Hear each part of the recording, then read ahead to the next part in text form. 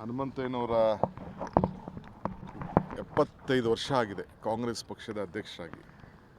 44 ವರ್ಷ ಆಗಿದೆ ನಾಳೆ ಚೀಫ್ ಮಿನಿಸ್ಟರ್ ಆಗಿ. ಅದೇನು ಬೇಡ ಬಿಡು ನಾವು ಮಾಡ್ತೀನಿ ಅಂದಮೇಲೆ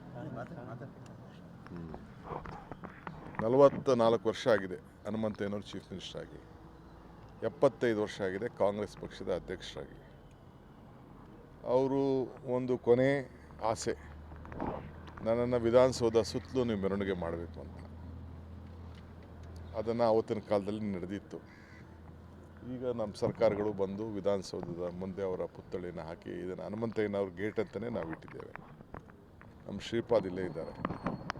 ನಮ್ಮ ರಾಷ್ಟ್ರಪತಿಯಾಗಿದ್ದಂಥ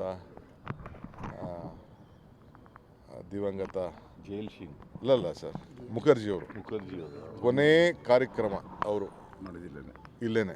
ಅವರು ರಾಷ್ಟ್ರಪತಿಗೆ ಅರ್ಜಿ ಹಾಕೋಕ್ಕೆ ಮುಂಚಿತವಾಗಿ ಹೋಗಿ ಅವರು ಇಲ್ಲಿಂದನೇ ಲಾಸ್ಟ್ ಅವರು ಫೈನಾನ್ಸ್ ಮಿನಿಸ್ಟರ್ ಆಗಿ ಬ್ಯಾಂಕ್ವೆಟ್ ಹಾಲಲ್ಲೇ ಮಾಡಿ ಹನುಮಂತಯ್ಯನವ್ರಿಗೆ ಅವರು ಸ್ಮರಿಸ್ಬಿಟ್ಟು ಅವತ್ತು ನನ್ನ ಮುಖಂಡತ್ವದಲ್ಲೇ ನಾನು ಶ್ರೀಪಾದ್ ಎಲ್ಲ ಸೇರಿ ಅವತ್ತು ಕಾರ್ಯಕ್ರಮನ ನಾವು ಪ್ರತಿ ವರ್ಷವೂ ಕೂಡ ಮಾಡ್ಕೊಂಡು ಬಂದಿದ್ದೆ.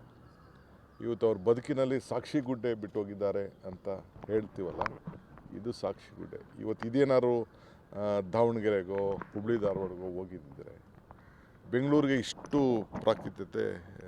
ಪ್ರಾಮುಖ್ಯತೆ ಸಿಗ್ತಿರಲಿಲ್ಲ. ಈಗ ನಾವು ಗಡಿ ಉಳಿಸ್ಕೊಳ್ಬೇಕು ಅನ್ನೋ ದೃಷ್ಟಿಯಿಂದ ಅಲ್ಲಿ ಸುವರ್ಣಸೌಧ ಅಲ್ಲಿ ಮಾಡಿದ್ದೇವೆ.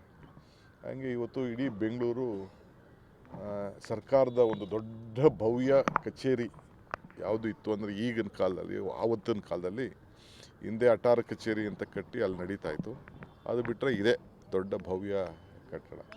ಇದನ್ನು ಎಲ್ಲ ವಿಶ್ವದ ಅನೇಕರೆಲ್ಲ ಬಂದು ಎಲ್ಲ ನೋಡಿದ್ದಾರೆ. ಸೊ ಅವರ ಸರಳತೆ ಇದೆಯಲ್ಲ, ಆಮೇಲೆ ಎಲ್ಲ ಧರ್ಮ 2 ರೂಪಾಯಿಗೆ ಭಗವದ್ಗೀತೆ ಪುಸ್ತಕ ಕೂಡ ಕನ್ನಡ ಕಲ್ಚರ್ ಇಲಾಖೆಗೆ ಒಂದು ಹೊಸ ರೂಪ ಕೊಟ್ಟವರು ಅವರು.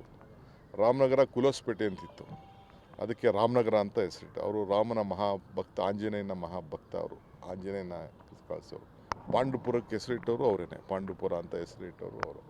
ಸೊ ಹಂಗೆ ಒಬ್ಬ ಧೀಮಂತ ಆಡಳಿತಗಾರ, ರೈಲ್ವೆ ಮಂತ್ರಿಯಾಗಿ, ನಮ್ಮ ರಾಜ್ಯದ ಮುಖ್ಯಮಂತ್ರಿಯಾಗಿ ಆಡಳಿತಕ್ಕೆ ಒಂದು ದೊಡ್ಡ ಹೊಸ ರೂಪವನ್ನು ಕೊಟ್ಟಂಥ ಒಬ್ಬ ಶ್ರೇಷ್ಠ ನಾಯಕ. ಅವ್ರನ್ನ ಸ್ಮರಣೆ ಮಾಡೋಂಥ ಒಂದು ಭಾಗ್ಯ ಇವತ್ತು ನಮ್ಮೆಲ್ಲರೂ ಕೂಡ ಸಿಕ್ಕಿದೆ. ಇಷ್ಟೇ. Okay, thank you.